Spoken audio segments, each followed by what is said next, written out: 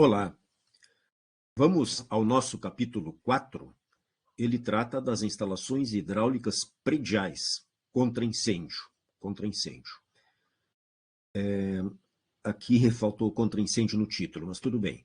Vamos lá, eu agradeço ao professor Salatiel, que preparou um excelente material para apresentar as atenções para a proteção contra incêndio. Ele o fez durante aquele período de pandemia em que todas as aulas eram em regime R. Então, agradeço então ao professor pela sessão de poder usar este excelente material. Bem, o fogo é o nosso inimigo, é o que buscamos combater. Ele é um fenômeno de natureza química. Gera calor, gera luz, nem sempre gera luz. O triângulo da combustão, esta figura representada aqui de duas formas, ela nos dá uma ideia de três elementos que necessitam existir simultaneamente para que haja o fogo. Tem que haver o material combustível. Exemplo, madeira.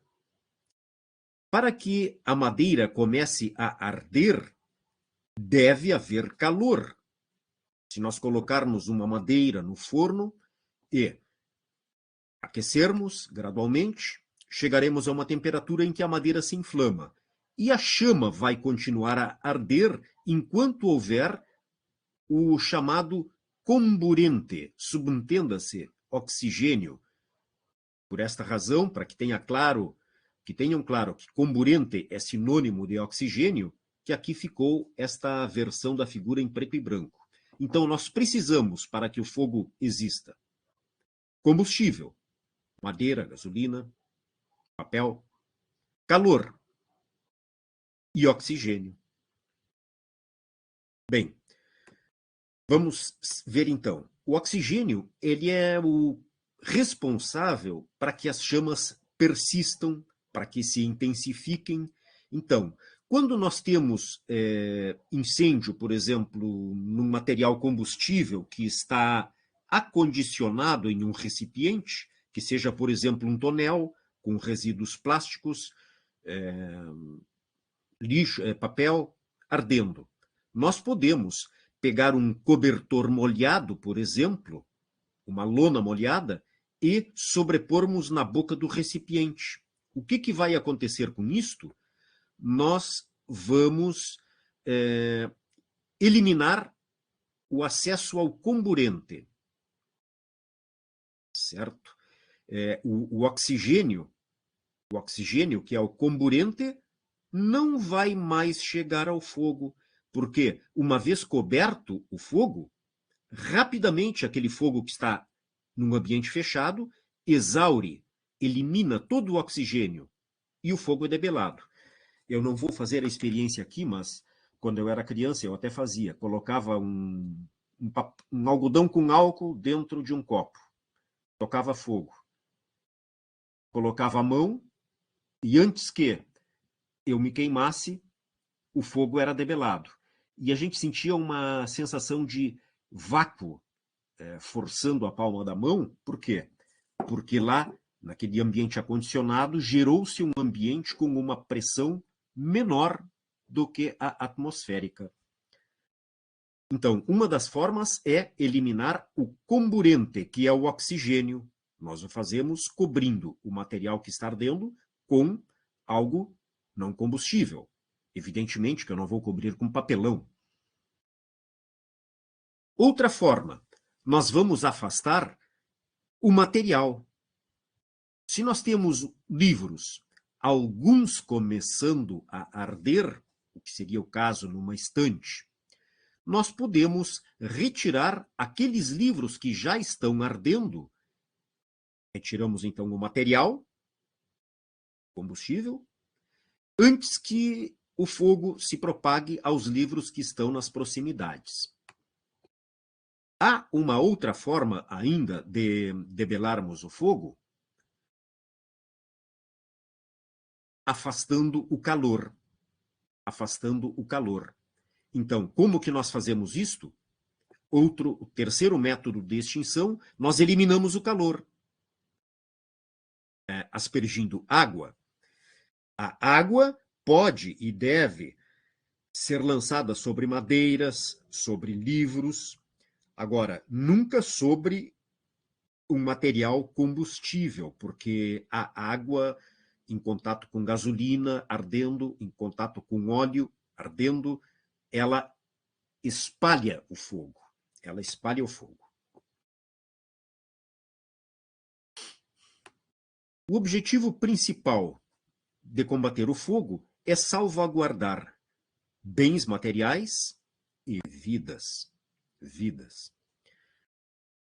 Prevenir a possibilidade de incêndio. As atenções que vocês, como arquitetos, terão nos ambientes construídos será prevenir a possibilidade de que haja incêndios e facilitar rotas de fuga, larguras a serem obedecidas para corredores, relação espelho e altura dos degraus, a altura dos degraus e o patamar, deve haver uma relação ótima para que, em caso de fuga, a velocidade não conduza a indesejáveis quedas.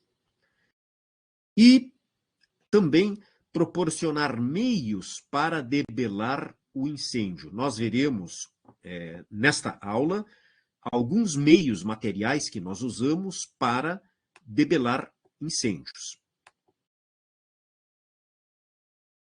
Melhor do que combater é se nós pudermos sempre adotar medidas preventivas que impeçam a efetivação do fogo.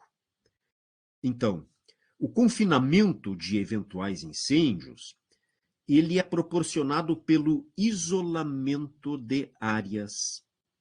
Então, há uma lei complementar municipal de Porto Alegre, riquíssima em detalhes arquitetônicos, que vocês usarão em outra disciplina, mas eu vou preparar para vocês, e até o fim do semestre eu libero uma apresentação, ou também a norma na íntegra, e vocês verão como que nós podemos combater e evitar o fogo. Então, uma das medidas preventivas é confinamento do incêndio, isolamento de áreas, portas resistentes ao fogo que vocês observam em edifícios residenciais e, entre uma porta e outra, desejavelmente deve haver meios para que fumaças busquem um trajeto ascendente. Nós devemos ter previsão de saídas de emergência e sinalização adequada, bem como instalações elétricas funcionando sem excesso de carga e com dispositivos de segurança. Na ampliação de um aeroporto, creio que em Florianópolis, há uns 15 anos, uma das rotas de fuga, alguém havia despejado um carrinho de concreto, que não chegou a ser usado, o concreto petrificou, e uma das portas das rotas de fuga estava obstruída. Foi identificada aquela desatenção bem antes da liberação do prédio. As instalações contra incêndio, elas buscam o quê? Elas buscam a detecção, visam indicar o local do início e debelar o fogo com a maior presteza possível. Então, para tanto, nós devemos atentar recomendações das normas. Uma delas, a 13.714. Esta é relativa a combate a incêndio com hidrantes e mangotinhos. Hidrantes e mangotinhos. Os hidrantes são pontos que permitem a descarga de grandes vazões. Já os mangotinhos, a vazão é mais limitada. Então, nos incêndios em prédios residenciais, o combate pode e deve ser iniciado utilizando aqueles meios que já estão lá disponíveis. Então, quando os bombeiros chegam, o combate ao fogo torna-se mais efetivo, porque eles conectam mangueiras aos hidrantes de calçada, conectam mangueiras aos compartimentos de carga de água que estão nos caminhões dos bombeiros. Nós temos a norma brasileira 10.897. Esta, nós vamos vê-la com uma certa superficialidade, mas indicaremos os elementos que norteiam as atenções para com este projeto. A proteção contra incêndio por chuveiros automáticos é um projeto hidraulicamente sofisticado. Aqui está referida a norma 10.897 do ano 2014. Perdão. Aqui uma retificação que eu farei. Aqui, a norma vigente é do ano 2020.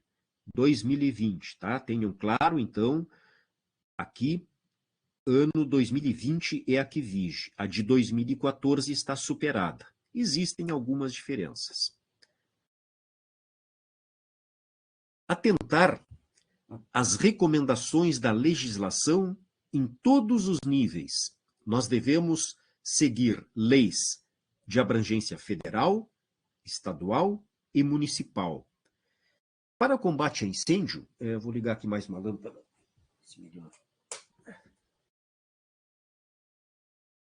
Para combate a incêndio, nós temos esses 3 níveis. Havendo uma legislação federal, a estadual pode, não necessariamente mas pode ser mais restritiva e mais exigente. E a municipal pode ser ainda mais restritiva e exigente do que a estadual. A regra básica é esta nos escalões federal, estadual e municipal. Quanto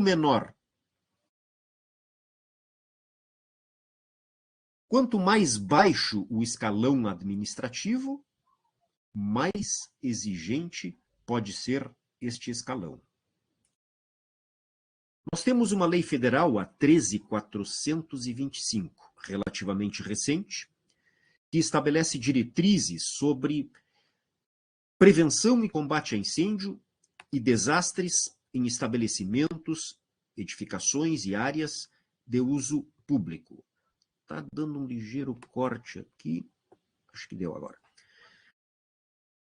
No Rio Grande do Sul, aqui um link para que vocês acessem a legislação que vige no nosso estado. Quem for projetar aqui deve segui-la, bem como a federal.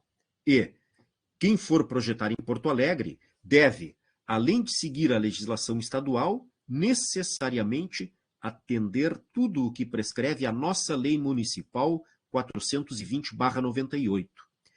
Por este link, vocês podem... sim, aqui já está. Por este link, vocês podem acessar uma norma, não a tenho aqui impressa, mas é muito volumosa. Deve ter 200 páginas, não recordo exatamente, mas é riquíssima, riquíssima em detalhes arquitetônicos, visando facilitar o combate a incêndio, visando facilitar o deslocamento de pessoas nas rotas de fuga, atenções que vocês devem ter e que outro professor em outra disciplina vai apresentar para vocês. Já fica aqui o link.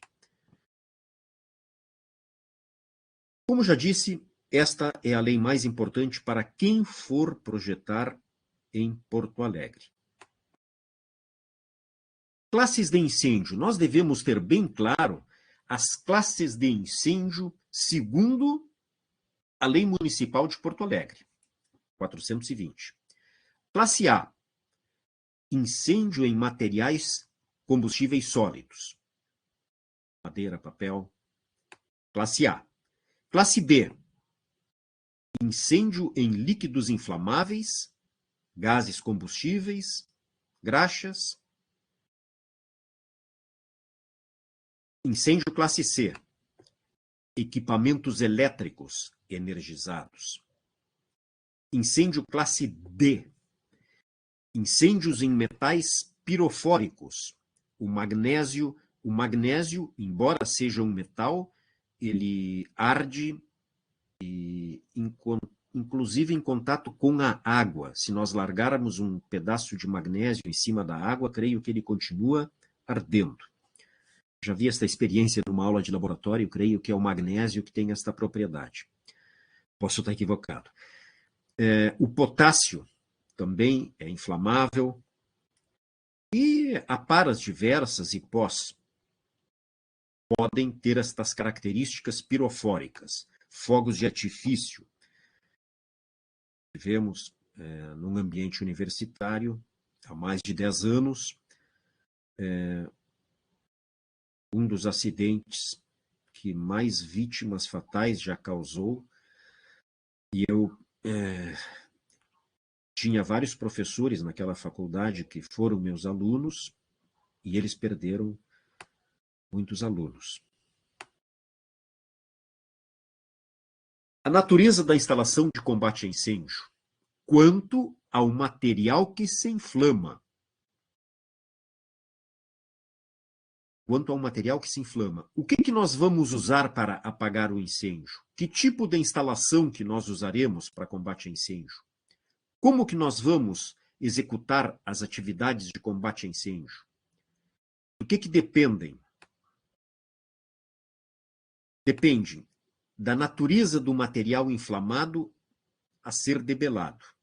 Então, para que nós possamos combater o fogo com racionalidade, temos que observar a natureza do material que está se inflamando. Como já disse, óleo, combustíveis líquidos, gasolina, álcool, não jogar água. Não jogar água.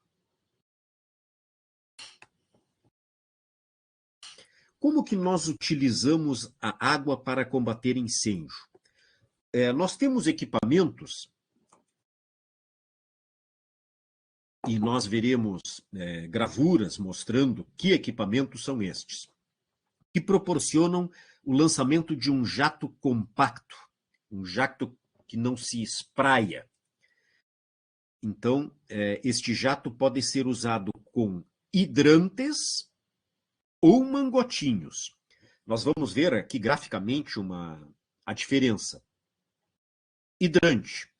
Nenhum de vocês, nem eu, pode manejar sozinho aquela mangueira que está conectada a um hidrante. Vocês já ouviram o conceito empuxo? Se nós temos um jato forte sendo lançado num sentido, até com uma mangueira de irrigar jardim, se vocês segurarem, abrem o registro rapidamente, vocês sentirão que a mão que empunha a mangueira se deslocam, tem uma tendência a se deslocar para trás. Então, os mangotinhos dão uma descarga facilmente suportável por uma pessoa, mas quando usam-se hidrantes, devem ser 2 pessoas com treinamento, ou os profissionais de combate a incêndio, bombeiros. As grandes empresas, elas têm pessoal que faz treinamento junto ao corpo de bombeiros para, enquanto não chegar a guarnição de bombeiros, eles, com muita propriedade, vão combatendo o fogo. Uma observação. É incrível como, nos momentos de perigo, as pessoas não treinadas agem de forma irracional. E também bombeiros podem ir pela irracionalidade. De memória, eu vou buscar um fato que, com palavras-chave, vocês podem identificar aí no Google da vida. Aconteceu já há uns 15 anos, talvez um pouco mais.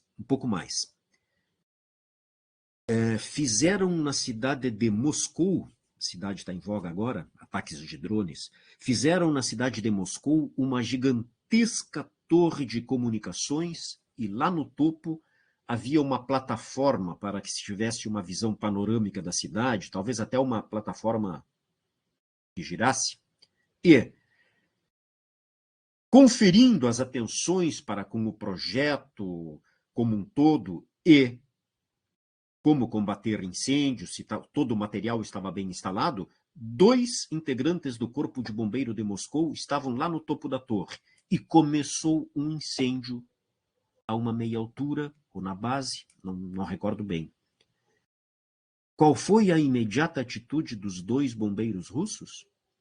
Entraram no elevador para fazer um trajeto descendente enorme. Enquanto isto, os eficientes colegas que estavam lá na base fizeram o que sempre devem fazer: desligar a energia elétrica.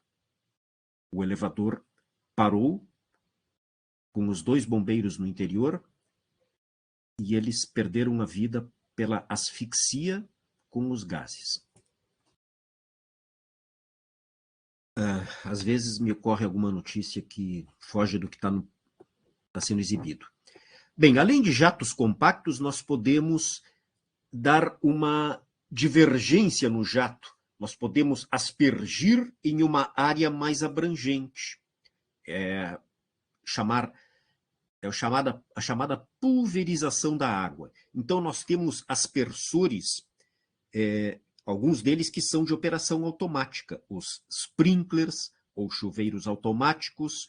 Eles lançam uma neblina muito abrangente. E, em função da altura e do tipo, ele tem uma área de cobertura ao nível do solo. O projeto de sprinklers é, tanto hidraulicamente como arquitetonicamente, sofisticado. Não vou fazer referência aqui na gravação, mas pessoalmente eu posso fazer referência de locais aqui em Porto Alegre, aonde, se vocês circularem, vocês vão ver desatenções de projeto para com os sprinklers. Já solucionaram, entre aspas, o problema, mas ainda se nota a irregularidade.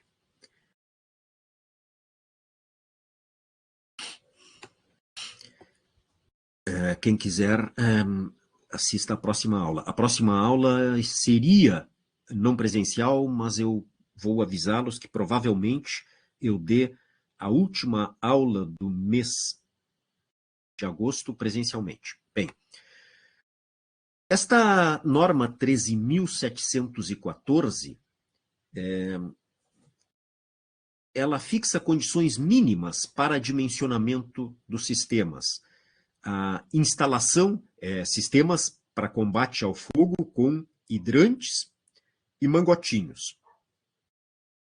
Como instalar os equipamentos, como fazer a manutenção, o processo de aceite e como manusear estes equipamentos. Veremos características dos diversos componentes dos sistemas de combate ao fogo por hidrantes e mangotinhos. Seguindo. Ainda pela NBR 13714, nós veremos que esta norma aqui, que prescreve o que se refere a combater o fogo com hidrantes e mangotinhos, ou seja, lançamento de água, não adotar em indústrias petroquímicas, refinarias, terminais de distribuição de combustíveis líquidos ou oleosos, e nem usar em armazéns de líquidos e gases combustíveis inflamáveis. Estes locais, armazenagem de líquidos e gases combustíveis inflamáveis, tem norma específica. Tem norma específica que nós não veremos nesta disciplina. Eu devo confessar, como professor, que eu nunca fiz projeto de proteção contra o fogo. Já em criança me diziam que contra fogo, com fogo não se brinca. Eu não sou profissional de combate ao fogo, ainda que na minha disciplina eu tenha que transmitir conhecimentos básicos. Conselho, não se atrevam. Busquem poucas empresas ou profissionais que têm realmente uma capacitação para fazer projetos de proteção contra incêndio. Bem, Nós falamos em hidrantes, falamos em mangotinhos. O que são hidrantes? Hidrantes. Vejam a figura mais da esquerda, o hidrante que nós vemos em calçadas, nas zonas centrais, com muito mais proximidade, certo? Eles possibilitam a tomada de água em grandes vazões. Esta água é água potável. Então, em caso de incêndio, o combate pode começar a ser feito com o uso de mangotinhos. São mangueiras que estão nos corredores dos edifícios e que têm uma pressão não demasiado elevada. Uma pessoa só pode empunhar o equipamento, mas sempre é desejável que tenha treinamento. Agora, quando o corpo de bombeiros chega, mesmo que vocês que moram no edifício já estejam combatendo o fogo, jogando balde d'água ou usando mangotinhos, os bombeiros, alguns deles, já desatarracham esta proteção, conectam mangueiras aos hidrantes, e esta mangueira, sim, ela tem uma grande capacidade de descarga, ela gera um forte empuxo para quem empunha, e quem vai promover a descarga a partir dos hidrantes deve ter treinamento ou ser um bombeiro profissional. As mangueiras, elas podem ser enroladas como nesta figura, ou, creio que não há figura representando, mas na forma de texto, nas notas de aula, descreve que elas podem ser enroladas em zigue-zague. Em zigue-zague. Certo? E aqui uma caixa colocada no piso, pode estar dentro do condomínio, logo que entra, se for acessável, né, pelo Corpo de Bombeiros, ou pode estar na calçada, no passeio em frente ao prédio.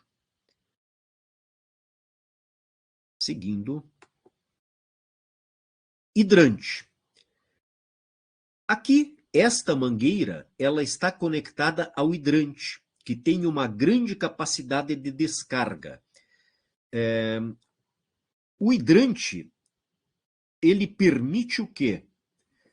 Vocês podem ter na rua um hidrante que está com uma pressão d'água da rede pública na rua que é 14 metros. É pouco para combate a incêndio. Mas os bombeiros, eles podem ter que ir, digamos, ao 12º, ao 15º andar.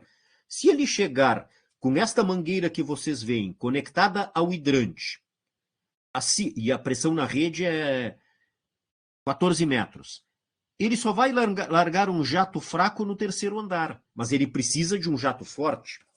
Então, no hidrante, eles conectam vamos voltar aqui para mostrar. Neste hidrante, eles conectam um conjunto, um motor-bomba. Então, a água da rede, ela não vem por pressão própria, ela é aspirada. Ela é aspirada e injetada com pressão para combate ao fogo. Então, aqui vejam que para manejar o hidrante, a descarga com a mangueira que vem do hidrante, 2 homens. Vejam a posição do parceiro de trás. O primeiro empunha a mangueira. Este aqui está recebendo empuxo. E o companheiro de trás sujeita a mangueira, mas com um braço ele está ajudando o companheiro a manter a estabilidade. Aqui também o companheiro de trás ele está dando um suporte para que o parceiro da frente mantenha a estabilidade. Não vem o caso agora, mas este equipamento aqui é um que permite regular como que vai ser a divergência da água que está sendo lançada, com uma pouca divergência ou com uma divergência bem maior. Se nós temos materiais combustíveis como papel ou madeira ardendo numa grande extensão, uma cortina, então este jato na forma de névoa, uma grande dispersão, permite que a gente debele as chamas com maior brevidade.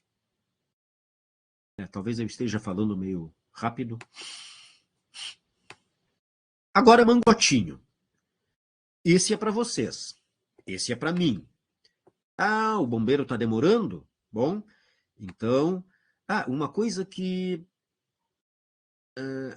eu não tenho certeza, mas seria interessante que as imobiliárias de alto padrão, que atendem grandes condomínios, elas promovam o treinamento de algumas pessoas nestas grandes torres para fazerem um uso racional, seguro, do mangotinho para combater chamas, até que os profissionais, o corpo de bombeiros, chegue. Então, aqui fala também em mangueira semirrígida. Nós vimos numa figura anterior que a mangueira estava enrolada. Aquela mangueira de lona flexível estava enrolada. Ela pode ficar em zigue-zague, empilhada, ou pode ainda ficar enrolada, se ela for uma mangueira chamada semirrígida. Ela tem o aspecto de uma mangueira de jardinagem, ainda que a especificação técnica para o material seja adequado. Então, aqui em negrita, para que vocês se lembrem, o mangotinho, se vocês se atreverem, se não tiver ninguém treinado no edifício, vocês podem tentar. Espero que nunca seja necessário. Não sei se alguém já teve incêndio no seu prédio. Eu já tive no meu apartamento. Eu perdi literalmente tudo. Também entro em detalhes sem ser por aqui. Esguicho. Este esguicho é que eu mostrei há pouco numa figura onde ele estava promovendo uma descarga d'água, empunhado por dois homens, dois do Corpo de Bombeiros, uma descarga que tinha uma grande zona de abrangência. Então, o esguicho quer me parecer que há um sinônimo, talvez fora de moda, requinte, creio que também se chamava este equipamento que permite regular o fluxo, a dispersão da água. Mas esguicho é o nome mais adequado. Então, ele vai na extremidade da mangueira.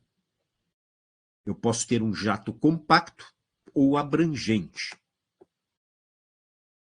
Os profissionais identificam a conveniência do jato a ser descarregado.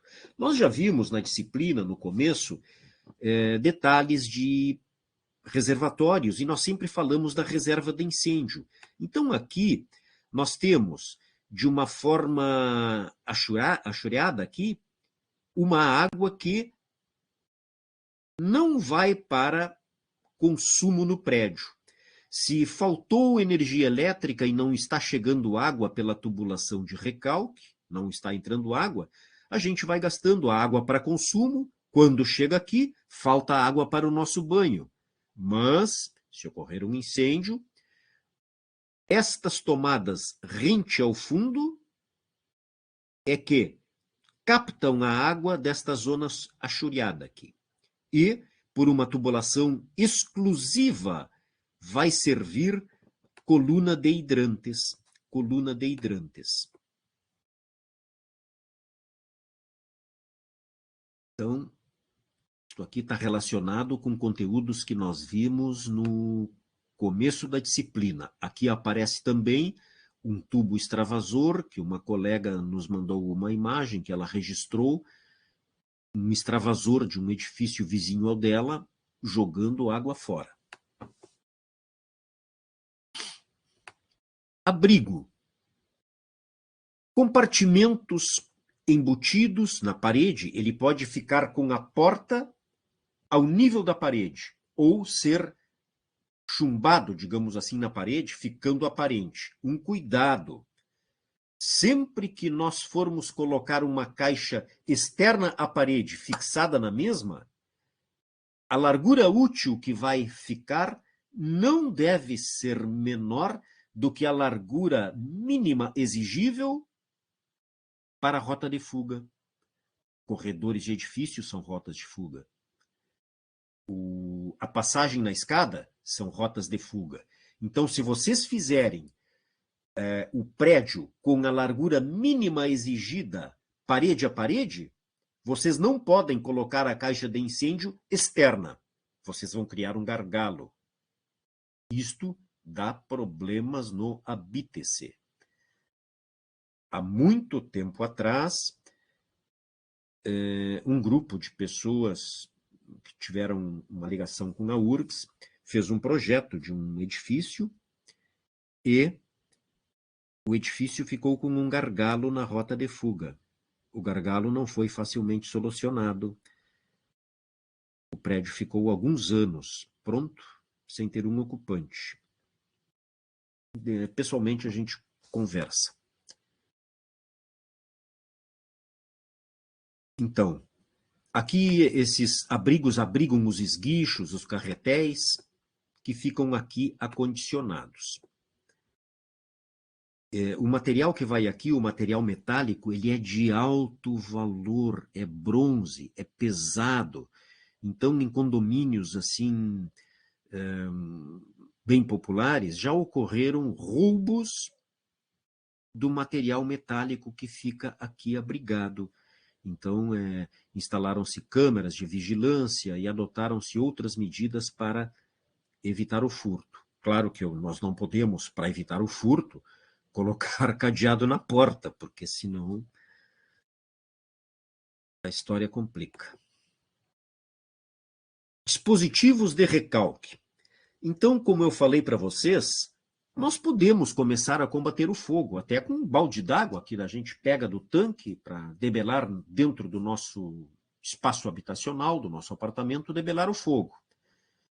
Quando chegam os bombeiros, eles vão buscar fontes de água que permitam grandes vazões.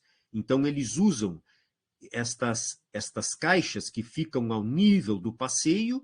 Estas caixas necessariamente devem ser de cor vermelha viva e, aqui não vai dar para ler, mas está escrito incêndio.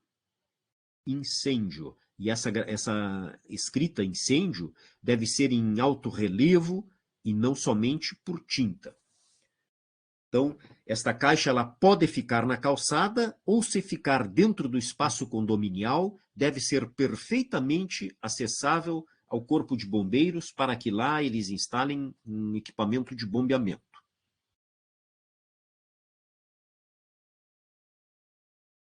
Todo o sistema instalado deve ter um memorial. No memorial, muitos elementos devem constar. Vamos fazer uma leitura.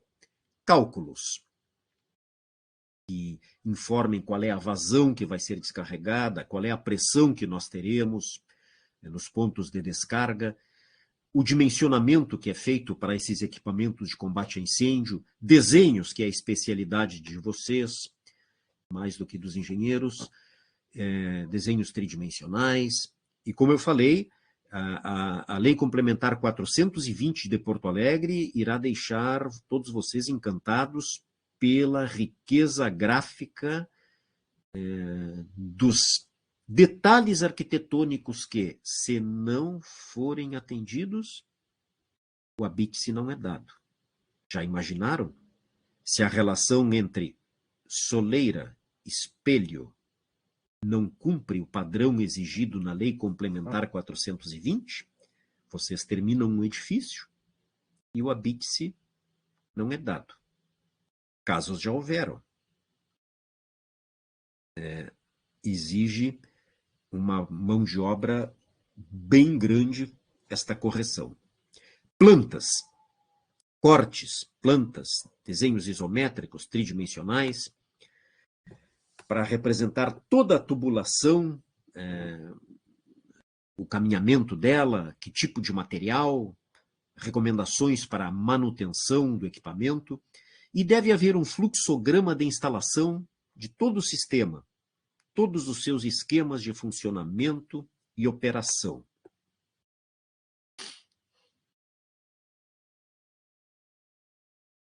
Estamos já perto do final desta aula. A 13714 define como dispositivo de recalque. Recalque é bombeamento, não é aquela dor de cotovelo. Recalque é bombeamento. O dispositivo de recalque vem a ser um prolongamento do mesmo diâmetro da tubulação principal, tendo pelo menos 50 milímetros e no máximo 4 polegadas. Certo? Então, aonde nós vamos recalcar, o corpo de bombeiros vai recalcar água, ele usa no mínimo 50 milímetros. Mangotinho não serve. Usar 100 milímetros, isso aqui já em ambiente habitacional aqui em Porto Alegre não temos. Creio que deve ser tudo 50 milímetros. Seria prédios de grande altura, prédios comerciais que devem ter descarga com 100 milímetros. Para descarga em hidrante com este diâmetro, o empuxo é grande. Então, todos os engates devem ser compatíveis com os utilizados pelo Corpo de Bombeiros local. Imaginem, o Corpo de Bombeiros chega com uma mangueira e o dispositivo metálico que vai ser acoplado na espera que está dentro do edifício não é compatível o diâmetro. Então, cuidado. Esses dispositivos de recalque, o que nós mostramos aqui, como já dissemos, eles podem ficar no passeio, na fachada principal ou no muro divisa com a rua, logo adentrando no muro. Quando esta caixa que foi mostrada ali com a tampa vermelha, aqui ela está mostrada em perfil, com detalhes construtivos. Então aqui está uma espera com a rosca, uma representação esquemática aqui, para receber o diâmetro 50. Então aqui, este diâmetro 50, ele é articulável. Eu posso erguê-lo, conecto aquele elemento metálico que o Corpo de Bombeiros traz e ele sai para a parte externa. Isto aqui é o leito carroçável, é o piso da rua, do sistema viário, onde passam automóveis. Aqui é a calçada. E esta caixa está na calçada, as dimensões delas são padronizadas, certo? E quando estas caixas ficam no passeio, a caixa é de alvenaria com tampa de ferro. Tampa articulada de ferro. Profundidade máxima 15 centímetros. Aqui eu vou ter que ver uma referência. Aqui algum dígito deve estar incorreto. Tá? Então, embora eu esteja exibindo 15, quem estiver assistindo, vamos ver uma figura que deve estar na Lei Complementar 420 para ver o valor deste dimensional. Eu vou colocar uma nota com alguma correção que deva ser feita referente a este dimensional aqui. E como eu falei, a inscrição incêndio deve estar em alto relevo na tampa vermelha. Vamos ver se tem mais algum slide. Aqui a foto. Aqui a foto.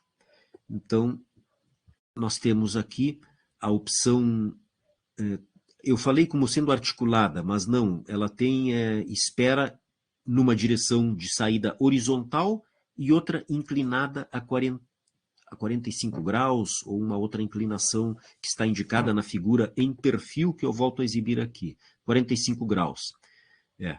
Então, esta seta aqui dá a entender que é articulada, mas não. É um Y colocado aqui, e esta saída na horizontal e 45 graus com a horizontal são inclinações fixas, não são articuladas.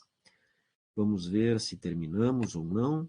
Não, ainda tem algumas figuras ilustrativas mostrando aqui num grande condomínio esperas que elas não necessariamente devem estar no nível do passeio, no plano horizontal, mas podem estar em uma parede condominial, desde que seja facilmente acessável para que os bombeiros cheguem aqui e conectem a água que vem da rede pública através dos hidrantes a ser acoplada aqui.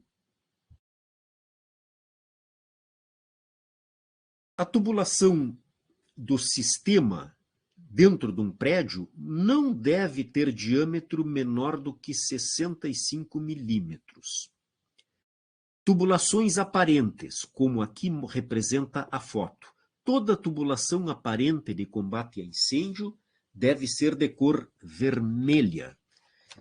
Cor vermelha, combate a incêndio. Quando nós vemos uma tubulação amarela, significa que conduz o quê? Gás. Gás. E, às vezes, se cometem grandes desatenções com relação à cor a ser usada quando nós estamos conduzindo água, gás, combustível. E já houve um caso grande vulto que a cor foi usada errada aqui em Porto Alegre. Quando nós usamos jato compacto, aquele jato fechado, ele não deve ter um alcance menor do que 8 metros. 8 metros é o mínimo. O fogo, quando de grandes dimensões, ele propaga aquela sensação de calor a uma distância considerável. Os bombeiros usam um material de proteção, inclusive a máscara, que atenua aquela sensação de calor. Mas o combate deve ser feito dos grandes incêndios a uma distância segura. Vamos ver se temos mais alguma coisa. Sim. Agora, os chamados esguichos. Creio que também requinte é um sinônimo para esta extremidade metálica. Esse material aqui, o bronze, tem um valor de mercado sucata bem elevado. Então, aqui, jatos compactos. Estes aqui são jatos compactos. O jato vai fechado. Aqui, jato de neblina. Fog, em inglês, neblina. Então, o jato sai numa névoa, ele tem uma abrangência grande. E nós temos ainda esguichos ou requintes que permitem regular. Quando um slide que apresentou 2 fotos de bombeiros combatendo o fogo, na foto da direita, um pouco mais abaixo, era este o jato regulável que estava sendo usado. E naquele momento ele estava dando uma descarga com uma grande dispersão. Então aqui nós podemos regular se eu quero um jato mais aberto, mais fechado. A regulação é feita facilmente. Alarme e abrigo. Os sistemas devem ser dotados de um alarme audiovisual, indicativo do uso de qualquer ponto de hidrante ou mangotinho que é acionado automaticamente. Então, deve haver um sistema de alarme que mostre se alguém acionou um mangotinho, soa um alarme. O painel dá indicação. As mangueiras, como nós já vimos em imagens, elas ficam acondicionadas no interior daqueles abrigos que podem ser fixados à parede externamente ou embutidos no plano da parede. As mangueiras, como falamos, podem ficar em zigue-zague ou aduchadas, zigue-zague ou enroladas, ou ainda, se ela for tipo mangueira de jardim, a semi-rígida, elas ficam enroladas num carretel. Puxamos e ela se desenvolve linearmente. Todos já sabem que os abrigos de incêndio, como vocês observam na URGS, qualquer prédio público, em edifícios residenciais, a cor é a vermelha. E os abrigos só podem se destinar para combate a incêndio. Ninguém pode chegar e dizer, se eu esqueci a chave de casa, eu vou deixar bem pertinho da minha porta, num lugar que ninguém vai ver. Vou botar dentro da caixa de incêndio, atrás da mangueira. Aqui, aqueles arranjos para o acondicionamento das mangueiras, então elas estão aqui arroladas. Em caso de necessidade de uso, elas são acopladas por roscamento aqui e são desenvolvidas. Aqui nós temos duas mangueiras na mesma caixa. Por quê? Se o fogo estiver distante, num longo corredor, nós podemos acoplar uma segunda mangueira na primeira, uma segunda mangueira na primeira. E aqui nós temos uma caixa que dá a possibilidade de adoção de duas mangueiras para descarga simultânea. Em prédios residenciais, não há, quer me parecer que a exigência de chegar ao fogo com duas mangueiras simultaneamente. Mas quando é alto risco, certo? Pode haver esta exigência. Então, uma vez conectada à mangueira, o profissional abre aqui e começa a ocorrer a descarga lá na extremidade aonde abriu-se a porta do apartamento que estava comprometido. Bem, com isto aqui nós vamos encerrar esta sessão que durou 51 minutos e meio até agora. Então, eu deixo vocês à vontade para assistirem esta aula, que deve estar disponível a partir da meia-noite do dia 22 de agosto. É imprescindível que vocês assistam, eu vou fazer este convite no Novos Conteúdos, assistam antes do próximo encontro que nós teremos no dia 28. O encontro do dia 28 eu programei para ser não presencial, mas vou avisá-los de que farei esforços para que dia 28 tenhamos um encontro presencial. Eu vou ver se encerro por aqui. Vamos ver onde é que encerra. Aqui.